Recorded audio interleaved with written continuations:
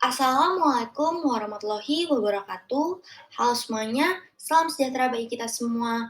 Shalom, Om Swastiastu, Namo Buddhaya, salam kebajikan. Perkenalkan, nama saya Sherly Angelika dengan NIM 082111733040 dari Prodi Teknik Biomedis Universitas Erlangga, dan pada kesempatan kali ini saya akan membahas mengenai medan elektromagnetika.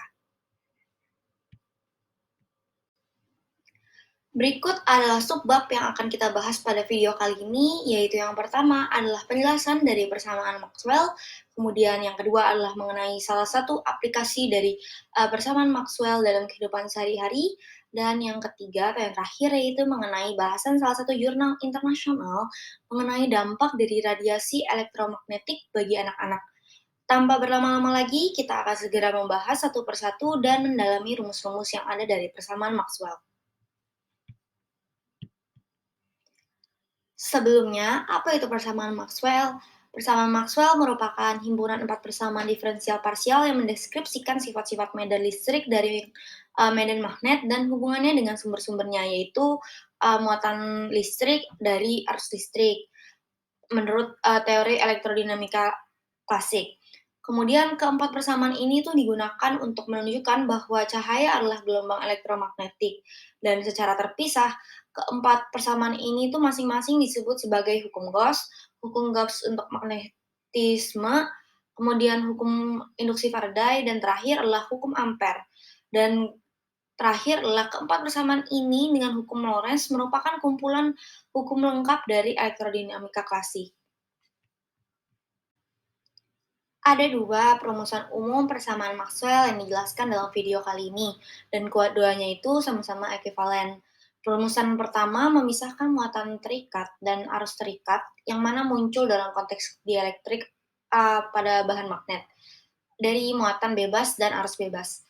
Pemisahan ini tuh berguna untuk perhitungan yang melibatkan bahan dielektrik dan magnet, dan secara deskripsi konstekstual, hukum Gauss, yaitu perumusan yang pertama, menerangkan bagaimana muatan listrik dapat menciptakan dan mengubah medan listrik. Medan listrik ini cenderung untuk bergerak dari muatan positif ke muatan negatif. Hukum Gauss di sini adalah penjelasan utama mengapa muatan yang berbeda jenis saling tarik-menarik dan yang sama itu jenisnya saling tolak-menolak. Kemudian muatan-muatan tersebut merupakan medan listrik yang dianggap oleh muatan lain melalui gaya listrik. Kemudian untuk persamaan yang kedua dinamakan hukum Gauss untuk magnetisme, di mana hukum ini menyatakan bahwa tidak seperti listrik, tidak ada partikel kutub utara atau kutub selatan, di mana kutub-kutub utara dan kutub-kutub selatan itu harus saling berpasangan. Kemudian untuk persamaan yang ketiga, yaitu hukum induksi Faraday, di mana hukum ini mendeskripsikan bagaimana mengubah medan magnet dapat menciptakan medan listrik. Hal ini merupakan prinsip operasi dari banyaknya generator listrik, gaya mekanik seperti yang ditimbulkan oleh air pada bendungan, kemudian memutar sebuah medan magnet yang besar, dan perubahan medan magnet ini tuh menciptakan medan listrik yang mendorong arus listrik yang kemudian disalurkan melalui jala-jala listrik. Kemudian untuk persamaan yang terakhir merupakan hukum Ampere, di mana hukum ini menyatakan bahwa medan magnet dapat ditimbulkan melalui dua cara, yaitu yang pertama melalui arus listrik, rumusan awal hukum Ampere, dan dengan mengubah medan listrik, yaitu pada kasus ini adalah tambahan dari Maxwell. Kemudian kita harus mengingat bahwa pada perumusan ini koreksi Maxwell itu cukup penting karena hukum ini tuh menyatakan bahwa perubahan medan listrik dapat menimbulkan medan magnet, dan kita juga harus tahu bahwa sebaliknya gitu. Dengan demikian, meskipun tidak ada muatan listrik atau arus listrik, masih dimungkinkan untuk memiliki gelombang osilasi medan magnet dan medan listrik yang stabil dan dapat menjalar terus-menerus. Kemudian keempat persamaan Maxwell ini tuh mendeskripsikan gelombang secara kuantitatif, dan lebih lanjut lagi itu meramalkan bahwa gelombang ini tuh mestilah memiliki laju tertentu yang universal. Laju ini tuh dapat dihitung cukup dari dua konstanta fisika yang dapat diukur, yaitu konstanta dielektrik dan konstanta magnetik. Kemudian laju yang dihitung, untuk radiasi elektromagnetik itu tepat sama dengan laju cahaya, di mana, cahaya itu merupakan salah satu bentuk radiasi elektromagnetik seperti juga sinar X, gelombang radio, dan lain-lainnya. Dengan demikian Maxwell itu memadukan dua bidang yang sebelumnya terpisah, yaitu, elektromagnetik dan optik. Selanjutnya adalah perumusan kedua, yang memperlakukan semua muatan secara setara, menggabungkan baik muatan bebas dan terikat ke dalam muatan total, dan hal yang sama juga berlaku untuk arus. Ini adalah pendekatan yang lebih mendasar atau mikroskopis dan terutama berguna bila tidak ada bahan dielektrik atau magnet. Nah, langsung saja kita simak dan kita dalami satu persatu untuk setiap hukumnya. Untuk hukum yang pertama yaitu hukum Gauss, di mana dia mendefinisikan, jumlah total rapat fluks yang meninggalkan suatu permukaan yang tertutup, sama dengan total muatan yang dilingkupi oleh permukaan tertutup sendiri. Dan persamaan ini tuh juga, menjelaskan fenomena bahwa suatu medan listrik, yaitu di sini Q, akan, menjadi sumber timbulnya medan listrik atau rapat fluks listrik. Jadi, fluks dielektrik pada suatu ruang itu sebanding dengan muatan total, yang ada dalam ruangan tersebut.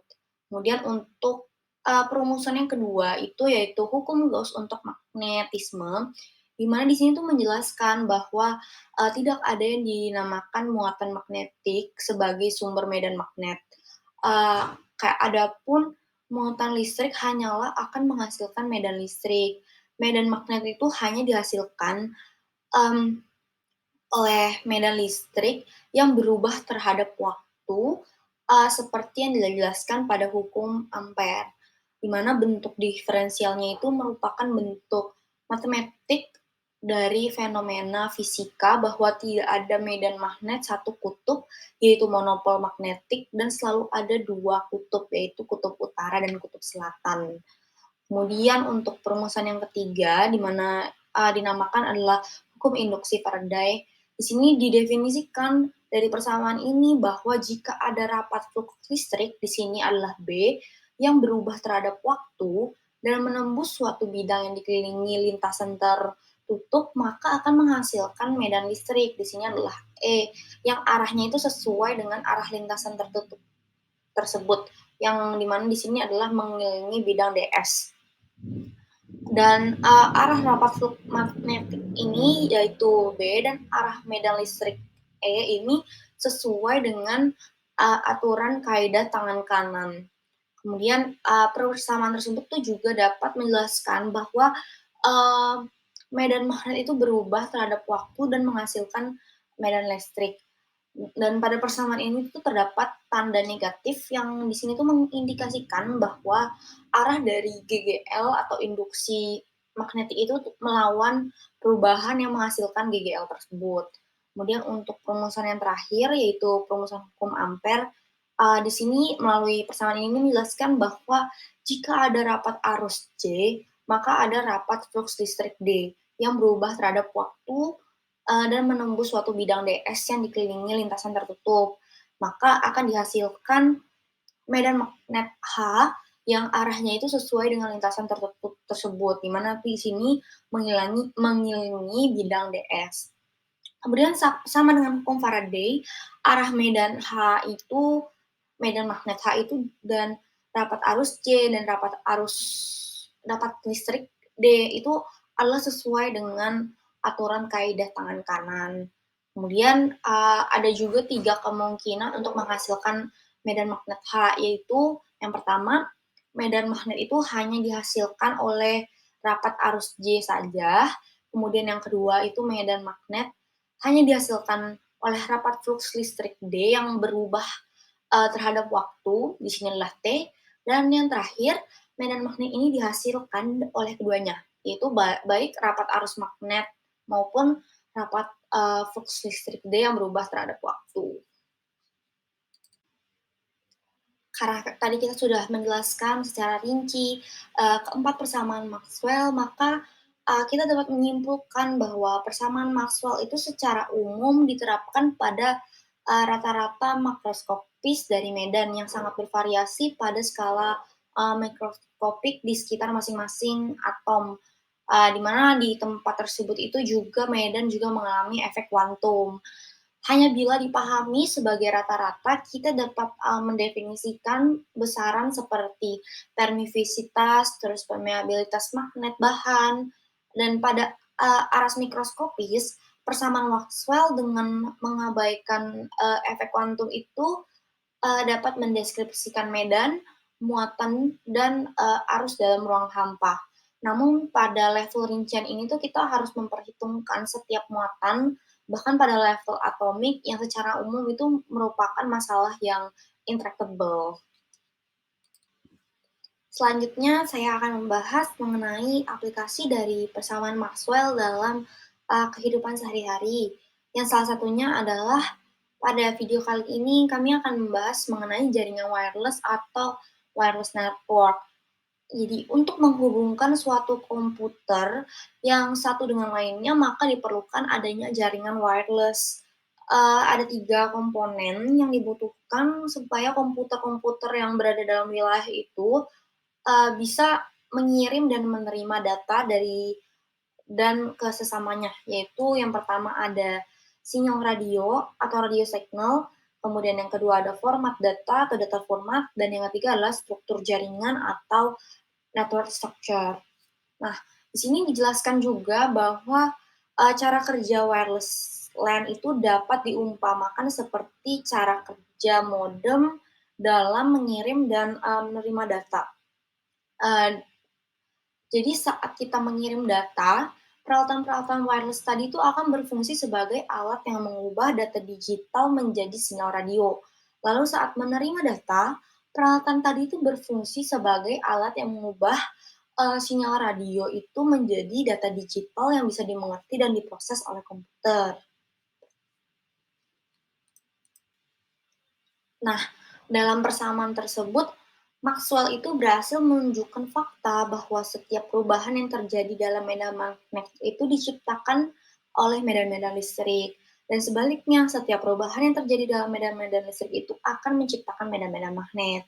Lebih lanjut juga, Maxwell itu menjelaskan bahwa saat arus listrik AC atau alternating current bergerak melalui kabel atau sarana fisik seperti konduktor lainnya, maka beberapa bagian dari energinya itu akan terlepas ke ruang bebas di sekitarnya. Lalu membentuk medan magnet atau alternating magnetic field, kemudian medan magnet yang tercipta dari energi yang terlepas itu akan menciptakan medan listrik di ruang bebas yang kemudian sendiri itu akan menciptakan medan magnet lagi, lalu medan listrik lagi, medan magnet lagi, dan seterusnya. Nah, hal ini tuh hingga arus listrik yang asli itu atau yang pertama itu terhenti atau terputus seperti itu. Kemudian kita juga mengetahui bahwa bentuk energi yang tercipta dari perubahan-perubahan ini tuh disebut dengan radiasi elektromagnetik atau sering disebut sebagai electromagnetic radiation atau biasa juga dikenal dengan gelombang radio. Sehingga radio itu didefinisikan sebagai radiasi dari energi elektromagnetik yang terlepas ke udara atau ruang bebas. Nah, alat yang menghasilkan gelombang radio itu biasa dinamakan sebagai transmitter, sedangkan alat yang digunakan untuk mendeteksi dan menangkap gelombang radio yang ada di udara itu biasa dinamakan sebagai receiver. Seperti itu. Nah, dan agar kedua alat ini, baik transmitter maupun receiver itu lebih fokus saat mengirim, kemudian membuat pada gelombang pada radio tersebut mengarahkan, baik meningkatkan maupun menangkap sinyal, maka perlu dibantu dengan alat lain, yaitu sering kita jumpai di kehidupan sehari-hari namanya dengan antena. Nah, berkat persamaan dari Maxwell ini, transmitter, receiver, maupun antena kemudian itu disatukan dalam semua peralatan wireless LAN, yang kemudian komputer itu bisa berkomunikasi, mengirim, dan menerima data melalui gelombang radio atau yang biasanya disebut dengan wireless network. Nah, begitu banyak stasiun radio dan dengan frekuensi yang berbeda-beda agar tidak saling bertabrakan. Dan gelombang radio itu yang akan dikirimkan ke udara itu juga bisa mengatur frekuensinya. Makanya kita tidak jarang menemukan dalam kehidupan sehari-hari bahwa, setiap radio yang kita dengarkan di TV maupun di mobil itu juga berbeda-beda frekuensinya. Nah, cara mengatur atau, memodifikasi arus listrik itu, berada pada, bagaimana cara kita mengatur, peralatan pengirim atau penerima tadi, yaitu di sini adalah, transmitter maupun selanjutnya saya akan membahas salah satu jurnal internasional yang berjudul, The Indonesian Journal of Public Health. Dan salah satu artikel yang saya ambil adalah berjudul, "Children are more exposed to electromagnetic radiation in COVID-19 lockdown" as a literature review, di mana jurnal ini tuh sudah terindeks Scopus dan terbukti, valid terdaftar sebagai salah satu jurnal internasional. Nah, selanjutnya jika saya dapat mendeskripsikan artikel ini secara singkat, terdapat pendahuluan yang menjelaskan bahwa pandemi COVID-19 itu mempengaruhi kualitas hidup masyarakat secara signifikan dan terus berlanjut, dalam berbagai varian, serta masih belum jelas, sampai kapan gitu. Anak-anak yang tinggal di rumah dalam karantina COVID-19 itu lebih banyak menghabiskan waktu berjam-jam di depan layar Eee, komputer karena pendidikan online dan selain itu karena tidak bisa keluar juga, mereka tuh lebih banyak menghabiskan waktu luang itu di depan layar menggunakan media sosial, bermain game komputer, menonton film, dan sebagainya. Dan adapun tujuan dari artikel ini yaitu untuk menyelidiki efek, radiasi elektromagnetik atau MLR, tingkat rendah yang terpapar pada anak-anak di rumah selama masa karantina.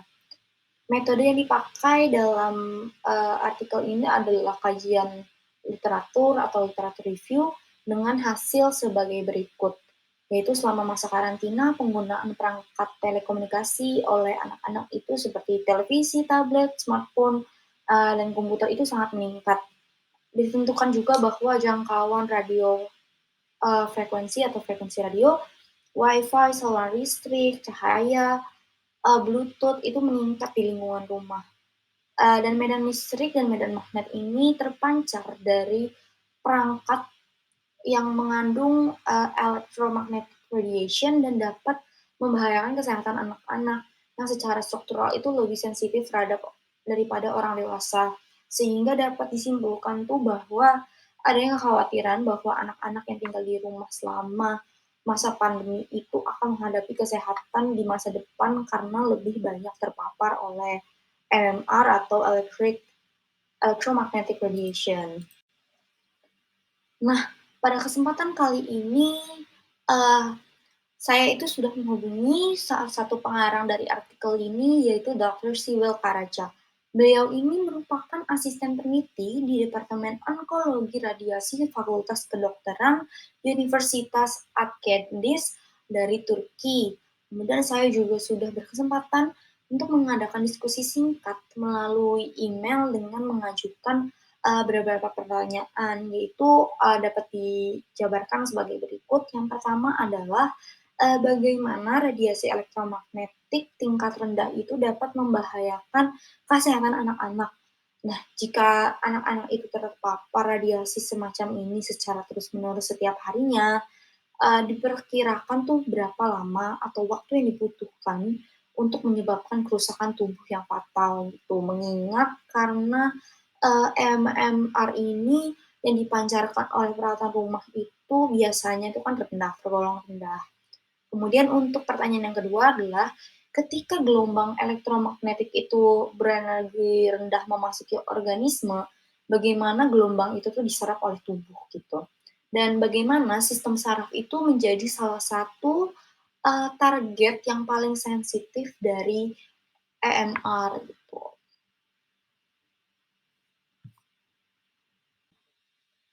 Nah, kemudian pada beberapa waktu silam, Dr. Sibel itu menjelaskan melalui balasan email untuk pertanyaan yang pertama, bahwa waktu yang diperlukan untuk, merusak organ secara fatal itu tidak dapat dipastikan. Namun, Yang pasti adalah efek utama dari radiasi elektromagnetik itu adalah pemanasan jaringan tubuh dan tidak diragukan lagi bahwa paparan jangka pendek terhadap, medan elektromagnetik meskipun, tingkatnya rendah, itu tetap dapat berbahaya bagi kesehatan, seperti itu. Kemudian untuk, yang pertanyaan kedua, Dr. Siyo itu juga menjelaskan bahwa EMF atau electromagnetic force itu dapat ditentukan sebagai efek thermal dan non-thermal. Dan pada kasus ini, yaitu pada efek thermal, setiap interaksi antara medan EMF dan jaringan hidup itu menciptakan transfer energi yang menyebabkan peningkatan suhu. Nah, interaksi ini tuh yang menyebabkan jaringan tubuh manusia dan beban panas itu disalurkan dan disebarkan ke seluruh tubuh secara merata. Dan bahwa diketahui juga bahwa MR meskipun berfrekuensi rendah itu tetap dipancarkan oleh perangkat elektronik dan bisa menyebabkan arus listrik yang lemah itu dalam tubuh memiliki energi yang sangat rendah untuk memutus ikatan kimia atau mengubah suhu tubuh seperti itu. Nah, selain itu juga jelaskan bahwa sistem saraf pusat itu merupakan salah satu organ yang paling sensitif sebagai target dari EMR karena pada anak-anak itu sistem saraf pusatnya itu lebih rentan, kemudian ukuran tengkoraknya itu lebih tipis, dan juga kandungan air pada jaringan otaknya itu lebih tinggi.